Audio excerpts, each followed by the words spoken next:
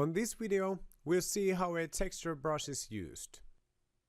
Basic texturing is normally done on a dark background with not too much texture. After this, I'll start texturing with a lighter color, starting from the direction of the light source. 30% opacity is quite good for basic texturing. I'll start texturing this blob, focusing on the top left.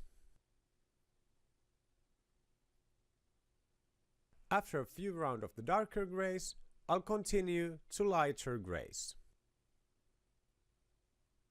If I overdo a piece, I'll just go over it with a mid-tone or a darker color selected from the canvas. This kind of brush is quite good for tree foliage, for example. I also work on the negative direction with the same brush. The texture brush doesn't give me a perfectly finished end result. I need to go over the lights with a normal brush.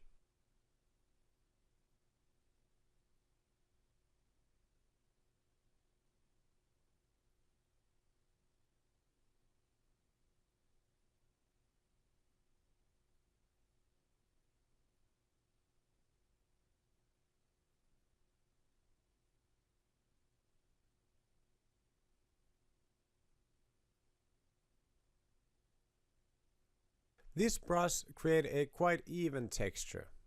This is good for foliage, dirt or stones. Sometimes the texturing should be a bit different shaped. For example, the texture of grass or far away pine trees is vertical by nature. I select the same brush that I started to create the texturing brush with. I'll open the brush settings by clicking F5. I want this also be a texture brush, but vertical. I'll first separate the brush marks by increasing the spacing. After this, I'll rotate it to be vertical. When it's vertical, I can flatten it.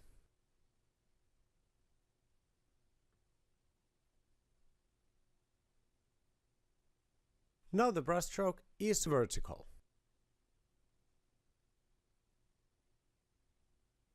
I don't want these grasses or faraway pine trees to be all in the exact same angle.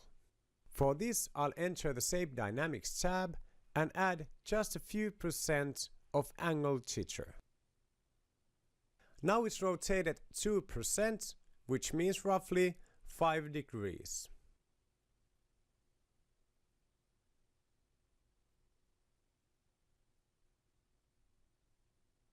I'll add some scatter in the Scattering tab and decrease the spacing of the brush.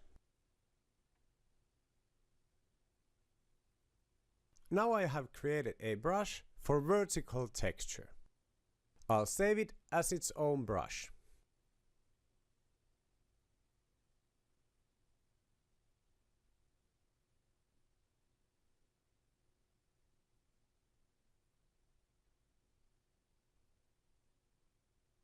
I'll now use the same method for creating grass.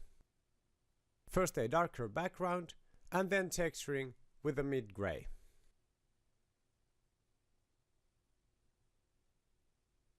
Then I'll proceed to lighter colors.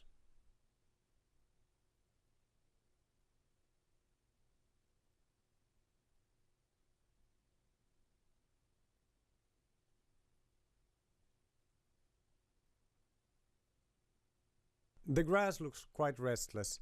I'll soften it up with a soft brush.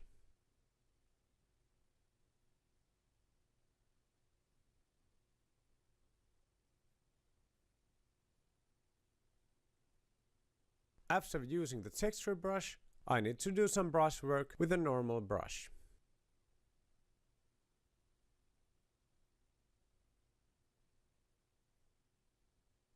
In using the texture brushes, you're only limited by your imagination. The grass brush is really good for faraway trees, or by rotating it to be horizontal, I can use it to create pines. It's normally best to do it first with the shadow color and then with the color of lights.